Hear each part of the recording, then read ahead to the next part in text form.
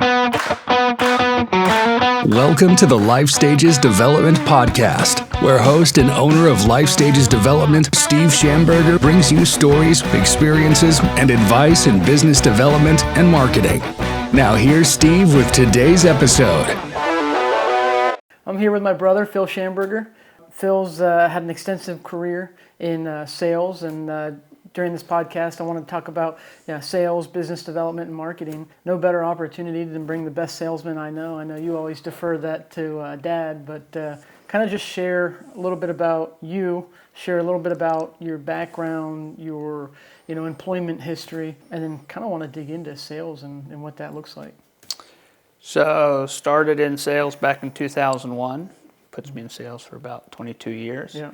Handled residential and commercial. Been blessed to work for in the service industry for 2 different companies over that period of time. A lot of call volume. One of the things that I guess every company strives for, and every salesman wants, is a high call volume. So I've really been blessed over those years to run thousands and thousands and thousands of appointments. Not uncommon to have 600, 700, 800 calls a year. And I often say that everything I've learned over those period of years, I'm sure we'll get into this, one of the most important skills for any salesperson to have is active listening. So everything that I am today is a result of thousands and thousands and thousands of conversations that I've had with customers. Yeah. If you actively listen to your customer base, they will teach you and tell you what you need to know to sell to them. That's really good. You're also being humble. With a large organization, #1 salesman in the company, President's Club, very distinguished awards. So you actually have skill. Not only are you a good listener, but there's also an ability there from sales training and listening to people, but being genuine in that. Why did you choose sales? I don't know. I think sales chose me. Yeah. I'd like to have a really good, intelligent answer to that question, but I don't. Yeah. I was looking for a job. Yep. I got the job. Yeah. And then I said, okay, now I got to be good at the job. I think one of the things that appealed to the job for me is the competitive aspect of it. Okay. To compete against the other salesmen in the office, to compete against the other salesmen in the organization. I think that attracted me early on to stay in touch with it. And then, as I said, the more appointments I ran, the more I talked to customers, the more it kind of grew on me. Yeah. Sales is a bunch of conversations that you have, and the more you know on the topic that you're selling, the more product awareness that you have. I said earlier, people buy from people they like, know, and trust. Part of creating that trust is a good product awareness. Yeah. And people can tell if you have, and you don't want to blow them away with knowledge. You don't want to talk over their heads so they don't really understand. But if you can communicate with them and get them to understand something that they may have some questions on, and you listen to them, it just kind of grew on me. Take us into maybe the mindset of a salesperson. What does a typical day? I know you said high call volume, but what are some of the tasks or responsibilities that a salesman might have? One of the things that I like about sales is it's different every day. Yeah. And I think you've got to keep that in mind. There is no routine. One of the first things that I do every day is I look at my scheduled appointments for the day, whether they're set up for me or I've set them up for myself. Yep. Looking at those appointments is step one.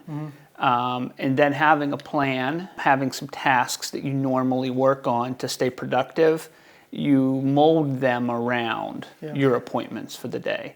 It's important for me to keep up with my emails, to keep up with my voicemails, to get all my proposals done from the following day in a timely fashion. I value an hour, 2 hours, sometimes even 2.5 hours in my car or for other people in their office at the beginning of the day to work through my emails, to work through my proposals so that when I start my day at 8 o'clock, love to be at my first appointment at 8 o'clock.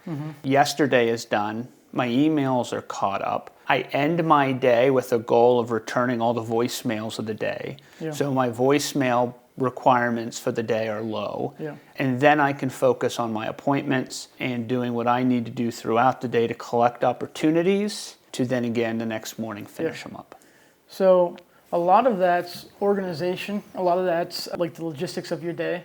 Let's get a little bit more granular, and I kind of want to set this up. No wrong answer here. What do you think business development encapsulates? Business development, to me, there are key performance indicators that go into business development. Yeah.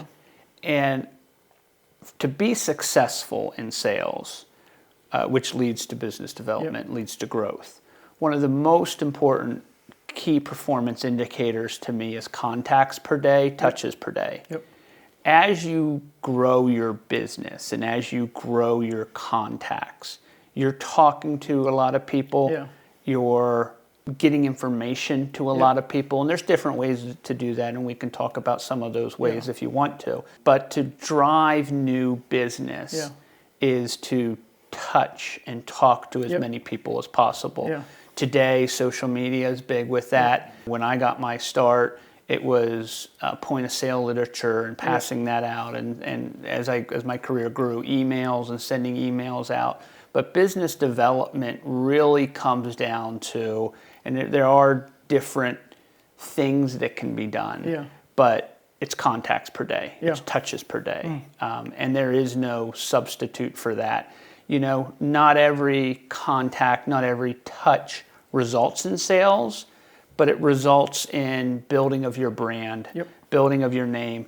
One of the things I've always said over the years is people like to buy from people they like, know, and trust. To get that they know you down, it takes touches. And the more they know you, the better chance you have of being liked.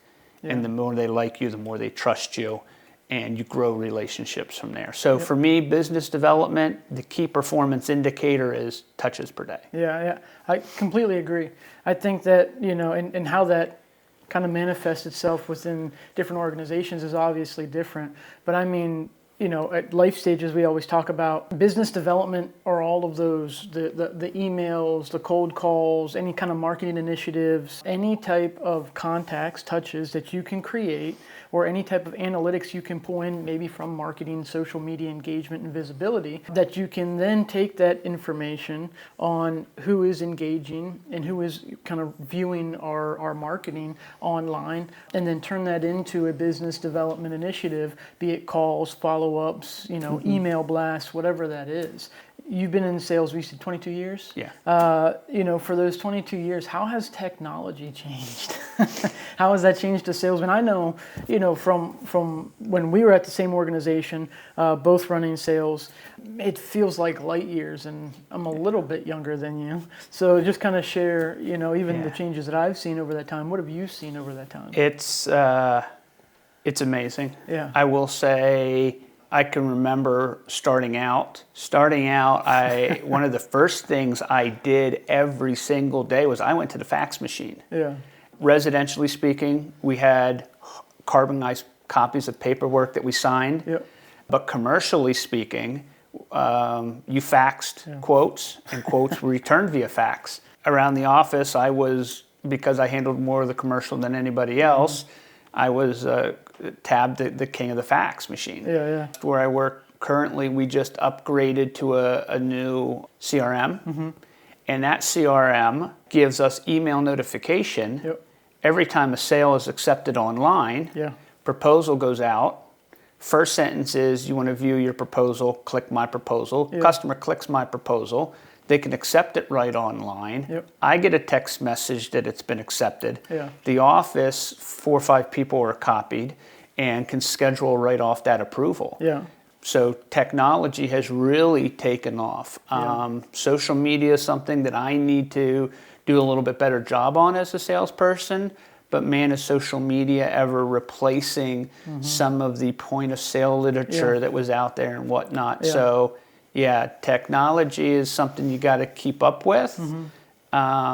And that really plays a big role in business development. Yeah. If you can automate a process because that gives you so much more time to maybe invest in, other areas of the business or other areas of your position, rather than having to stand at the fax machine for a couple hours each morning to get all your paperwork done. But a CRM can help you get everything you need from an organizational standpoint. You have an automated system that you can build for, be it your calling, your business development, your contacts, your notes, but then it also flows into a pipeline. So CRMs are something that personally I think every organization should have. And it really should be the cornerstone and the building block of sales processes. Obviously it has all of your organizational notes, contacts, client, but then that can flow into any type of marketing initiatives that you could integrate. And that's something that we're kind of talking about, business development, and really something that I've seen, not only technology but just organizationally. Sales work in one silo, marketing worked in another silo, and I saw that they had their own initiatives and they wouldn't communicate a lot. And I really thought that it needs to be, I believe marketing is a tool for the salesman to really put the ball on the tee from an opportunity standpoint, churn out information so that all your leads aren't necessarily cold, that you're actually putting something out there from a marketing strategy standpoint, that ball is on the tee for the salesman to come in and hit that and effectively guide and help and elevate the salesman. And I'll throw a third silo in there while we're talking about it. You have the marketing silo, you have the sales silo, but you also have the operations silo. Yeah. And to preach a consistent message throughout the organization where the same lingo is being used, I see a big need and a desire in the organizations that I've worked in for those three to not be operating as individual entities, but one cohesive unit. And if your marketing is going to put the time and effort in to create a brand, and sales is expected to carry that through, operations really needs to be on board. So when the technicians go out or the service personnel goes out, the same message and the same wording is being used and carried throughout. That's really how you build a brand that your customers will benefit from. And you're talking about, operations is what you called it, but I mean it's the culture. It's everyone understanding the mission, the vision, the values, the core values, and then buying into that and everyone rowing together. I mean, it even has this little guy right here that says teamwork, and you pull back and everyone rows together. I mean, that's really the company culture. Everyone has to be rowing, because something that we talked about a lot of times, if everyone's not in line with the culture, the mission, the vision, the value, and they're not rowing in the same direction, they're creating drag for the organization, and you're not going to be able to get to the goals. You're not going to be able to get to, the initiatives that you want from a company, because everyone's not buying in. And you really have to believe in the product or the service in the company to be able to authentically sell. And I think that goes back into buying into those core values of whatever product or service that you're selling. You believe in it. And a lot of times it comes down to people buy from, what would you say?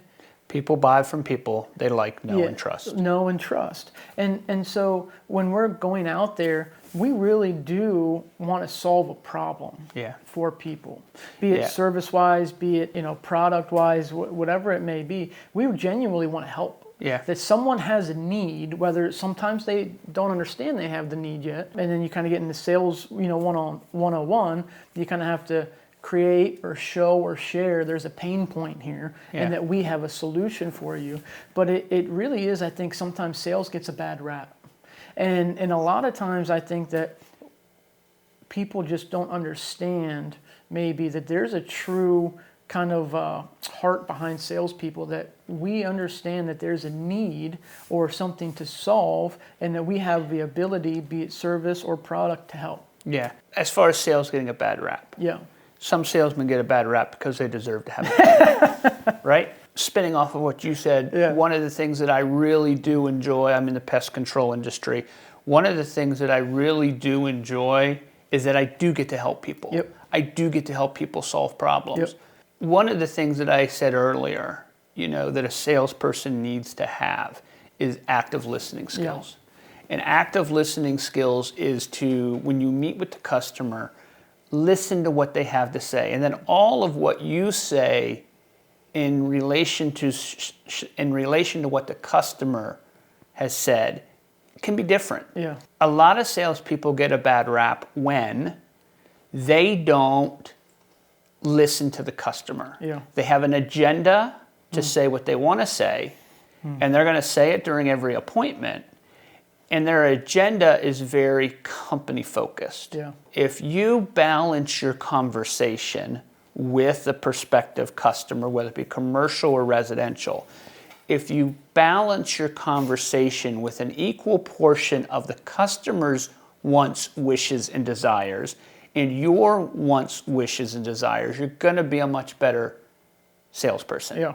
You have to remember that the customer who's sitting across the table from you has their own best interest at heart. And you have to keep that in mind if you want to sell to them.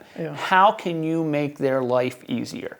How can you make their job easier?